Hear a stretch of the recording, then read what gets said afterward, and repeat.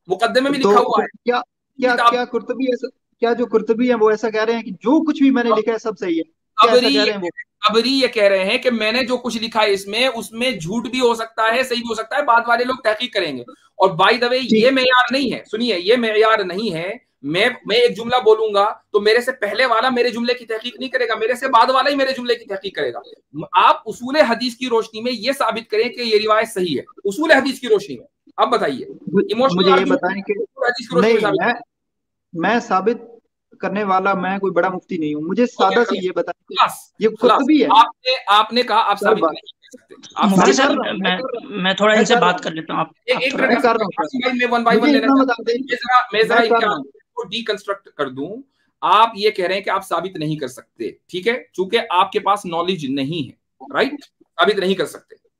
मैं बताता हूँ ना आपको, मेरी बात का जवाब कर सकते हो कि नहीं कर सकते हो, ये बता दो। मैं कर सकता हूँ, मैं कर सकता हूँ, अभी और तो मैं करूंगा अपने लॉजिक से। यार मुफ्ती साहब ये वक्त जाया कर रहे हैं, बहुत वक्त इनको दे दिया है, वक्त जाया कभी कहते हैं मैं नहीं कर सकता। भाई अपने लॉजिक से तो कुछ नहीं होता ना, अपने लॉजिक से तो मैं जो है आमिर हक भाई को कुत्ता साबित कर दूं भाई, अपने लॉजिक से तो मैं कुछ भी कर सकता हूँ ना। अगर भाई देखो ये यही बात हो गई, जैसे कि कोई बंदा कहे कि मैं अपने लॉजिक से फिजिक्स पढ़ूंगा, मैं अपने लॉजिक से केमिस्ट्री पढ़ूंगा, ऐसा नहीं होता भाई। देखो इल्म जो है ना, इल्म जो है वो आप क्या देना कि ये गलत है, आप नहीं देना ये गलत है। 3 सवाल रखेंगे, 3 सवाल, और वो 3 सवाल अगर आप उसूल हदीस की रोशनी में, पहला सवाल और इसी तरीके से जो भी मैंने 2 सवाल अगले रखे हैं, वो आप हमारे सामने उस चैलेंज को कबूल कर लीजिए, और उसको आप अगर रिफ्यूट कर देंगे तो हम ऑटोमेटिकली गलत साबित हो जाएंगे। फिर हम अपनी मजीद रिसर्च करेंगे, क्या हो सकता है कि हम गलत कह रहे हो भाई। लेकिन आप अभी तक एक तरफ ये मानते हैं कि मैं मुफ्ती नहीं हूं, मैं मुहद्दिस नहीं हूं, मैं तो यूं नहीं हूं, मैं तो चूरन नहीं हूं, फला नहीं हूं, और दूसरी तरफ जब मैं आपको चैलेंज देता हूं कि भैया उस हदीस को सही साबित करो, तो आप इमोशनल आर्ग्यूमेंट लेकर आते हैं कि नहीं मैं ये समझता हूं। वो आर यू भाई, आपकी समझने से मेरे क्या सर, मेरी बात सुने। मैं जो चैलेंज जो आपने दिया है उसको साबित करने की कोशिश करता हूँ। अगर आप गलत भी कह दें मुझे फर्क नहीं पड़ता, देखने वाले देख लेंगे, समझ जाएंगे। उसूल हदीस की रोशनी में आप उस रिवायत को सही साबित कर दीजिए। जो उसूल हदीस आपके अपने बनाए हुए असूल हैं, जो देखने वाले हैं वो बनाए हुए। मैं आपने मुफ्ती साहब ये मैं अब यानी कि मैं माफी चाहता हूँ ट्रूथ सीकर भाई, लेकिन आप बहुत बाइज्ड हैं। आप ट्रूथ सीकर बिल्कुल भी नहीं है, ठीक है। अगर कोई ट्रूथ सीकर होगा तो वो ये ऐसा ही बंदा है, कोई आके कहे आज का बंदा भाई कि मैं तो भाई ये फिजिक्स के जो प्रिंसिपल्स हैं, फंडामेंटल्स है, उसके हिसाब से फिजिक्स नहीं पढ़नी, मैं अपने लॉजिक से पढ़ूंगा। तो आसिफ भाई मैं डंके की चोट पर एक बात कहता हूँ, जब इन साहब ने आकर ये बात कही थी ना कि आप लोग फौरन वजूदे खुदा पर बात करने लगते हैं, आप अल्लाह जो कुरानी अल्लाह है उसके बारे में बात कीजिए। मैं समझ गया था कि ये ट्रूथ सीकर नहीं, his truth has been sought, ठीक है, कि इनका जो ट्रूथ है वो इनको मिल चुका है। इनको मालूम है कि वजूद खुदा के ताल्लुक से जो हमारे दलाइल हैं उसका ये सुबह क़यामत तक जवाब नहीं दे पाएंगे, लिहाजा कुरान करीम के ऊपर एतराज करो।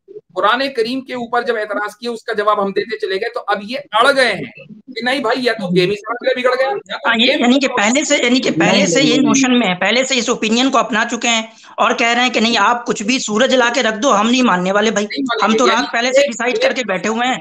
असल जो ट्रैप आए थे उस ट्रैप में मुझे आप बात करने हैं, और अब ये समझ रहे हैं कि ये तो मेरे सारे सवालों का जवाब हो गया। मैंने कहा रसूलुल्लाह सल्लल्लाहु अलैहि वसल्लम में हवस थी, उसका जवाब हो गया। मैंने कहा कि ज़ैनब का निकाह गलत था, उसका जवाब हो गया। मैंने कहा कि वो जो आयत है कि आप सल्लल्लाहु अलैहि वसल्लम ने पहले से प्लान बना रखा था, उसका जवाब हो गया। हर सवाल का तो जवाब इन मौलवियों के पास है, मुफ्तियों के पास है, मैं तो खड़ा हुआ हूँ यहाँ पर बिल्कुल बरहाना। अब ये आप अपने आप को शुगर कोट कर रहे हैं। I know you are an atheist. मैं एथियस्ट बिल्कुल भी नहीं हूँ, मैं कुछ भी नहीं हूँ, मैं इंसान हूँ, मैं सोचने वाला इंसान हूँ। मैं ये पहला पॉइंट मुझे आप साबित करने दे ही नहीं रहे, आप बीच में से शुरू कर देते हैं तकरीर। थोड़ी सी मुझे साबित करने का कोई पैरामीटर होगा ना भाई, साबित करने का पैरामीटर होगा ना। आप सिर्फ कहेंगे कि मैं मान रहा हूँ, तो आपका मानना पैरामीटर नहीं है, आपका सही मानना पैरामीटर नहीं है। मेरे भाई आप गलत कह देना, आप कह देना गलत है, मैं मान आप कह देना गलत है। नहीं भाई, अगर मुझे यही कहना हो कि आप गलत हैं तो आपकी लंबी चौड़ी तकरीर ही क्यों सुनाए? आप दूसरे लोग भी तो हैं जिनका वक्त बर्बाद हो रहा है, ये भी तो देखे ना कि आप कोई उसूल और प्रिंसिपल्स पे बात करेंगे नहीं, आप अपने इमोशंस अपने लॉजिक रखेंगे और हम लास्ट में कहेंगे हम आपके इमोशंस और लॉजिक से एग्री नहीं करते हैं, तो हम खामखा लोगों का वक्त क्यों बर्बाद करें? अच्छा आप देख लेना भाई। एक मिनट, ट्रूथ सीकर आप स्टूडेंट है कि स्कॉलर है? मैं स्टूडेंट हूँ और मैं स्टूडेंट है, ट्रूथ ओके सीकर का मतलब अच्छा, ये है मैं मैं स्कॉलर सच्चाई हूँ की कि तलाश स्टूडेंट में हूँ? हूँ। मैं स्टूडेंट हूँ या स्कॉलर हूँ? मेरी हैसियत क्या है इस वक्त इस स्ट्रीम में? आप मुफ्ती साहब। ओके, मैं स्कॉलर, आप स्टूडेंट, लिहाजा मेरी बात मानी जाएगी कि आपकी बात मानी जाएगी? अगर आप जबकि कहेंगे मेरे पास कि जबकि मेरे पास उसूल है, मैं उन उसूल की रोशनी में कंसिस्टेंसी के साथ बात कर रहा हूँ। आपके पास सिवाय इसके कोई चीज नहीं है कि नहीं मैं नहीं मानता। भाई आप कौन है? और आपके न और मानने अगर की वजह से, आपके न मानने की वजह से हम क्यों माने? आप मेरे उस्ताद, मैं आपका शागिर्द, मान लिया कि आपका असूल माना जाएगा, मगर आप अगर कह रहे हो कि असूल आपका जो इतना गलत हो कि आप कह रहे हो कि जमीन साकिन है और मैं कह रहा हूँ कि नहीं नहीं नहीं अच्छा, मैं हूँ, अब देखिए, अब तो मैं जमीन कैसे साकिन मानूंगा? कहाँ अब है? देख लें भाई। नहीं, मालूम मैंने था, मिसाल दी है मुझे कि मालूम अगर था आपका कि अब असूल आप इतना जो है गलत पोल हुआ, बदलेंगे, पोल बदले। मैं तो जमीन साकिन की बात ही नहीं कर रहा हूँ, मैंने तो मैं नहीं बात मिसाल दिया, कमाल मैंने बात करता है। मिसाल दी है।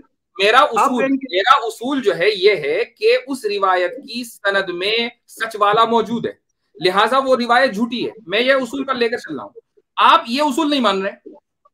मैं असूल इसलिए नहीं मान रहा कि मैं नहीं, आप उस्ताद भी हैं फिर भी मैं ये बात नहीं मानूंगा कि कव्वा सफेद है, मैं नहीं मानूंगा, मैं अपना जेहन भाई लगाऊंगा।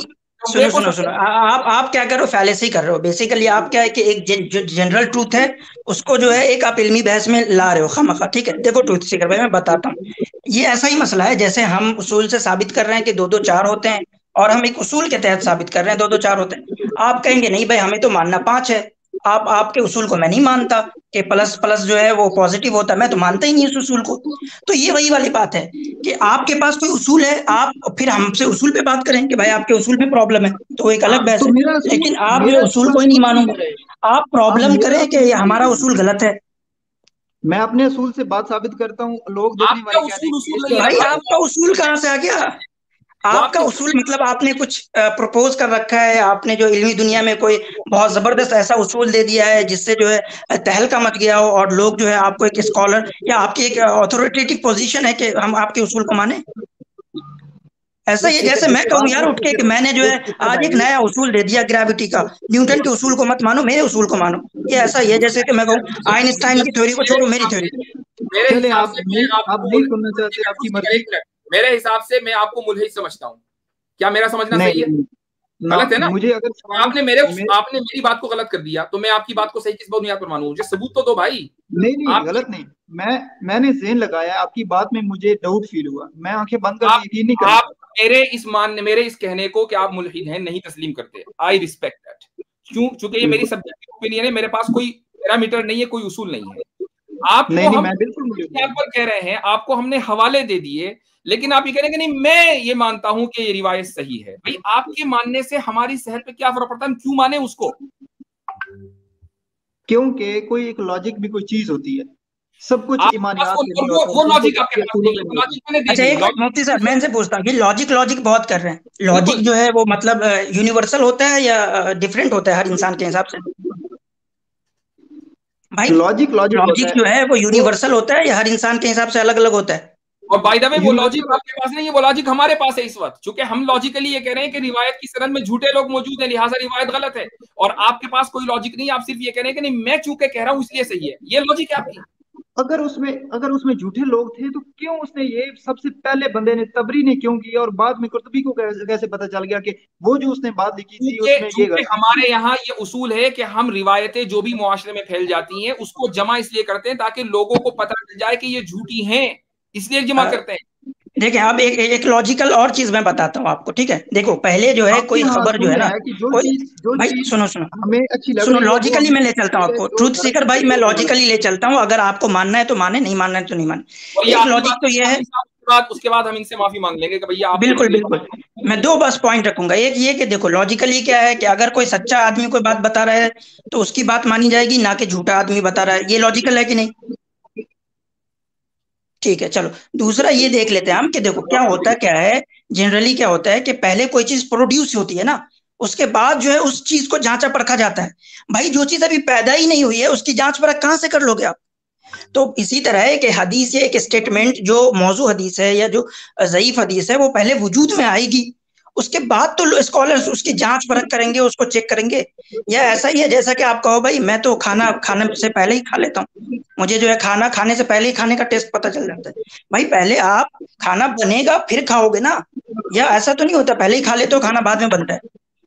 वो सही है तो और गलत लॉजिकली चले आप, तो आप लॉजिकल पूरे फैलेसीज इस्लाम बहुत की ज्यादा कर रहे हैं, बहुत ज्यादा कर रहे हैं पूरी लॉजिकल फैलेसीज। और मैं हमें कह रहा इल्जाम हूँ दे रहे हैं कि हम लॉजिक के साथ नहीं चल रहे हैं। यानी हमारे लॉजिक जिस चिड़िया का नाम है वो हमारे पास रखी हुई भैया, वो आपके खेत से तो चिड़िया वो चुप के चली गई, आपके पास लॉजिक नहीं है सर। वो आप जो कुछ सर मर्जी करें, आप मैं इजाजत, आप ट्रुथ सीकर खुद भी कह साहब, सकते और ट्रुथ सीकर साहब ये मेरे दो हाथ जुड़े हैं यार, मुफ्ती साहब बहुत ज्यादा पीछे लोग बैठे हैं, उनसे बात करना चाहते हैं ट्रुथ सीकर साहब। चलें ठीक है, बहुत ट्रुथ लोगों सीकर का साहब फोन था, अब आप बहुत नेक्स्ट लोगों टाइम का। आए तो मेरे जो वो 3 चैलेंजेस है ना उनका जवाब दीजिएगा और दलाइल की बुनियाद पर दीजिएगा। ये जो फालतू के आपके इमोशनल आर्ग्यूमेंट है ना, इससे कोई फर्क नहीं पड़ता। दलाइल की बुनियाद पर दीजिएगा अगर आप वाकई ट्रूथ सीकर हैं।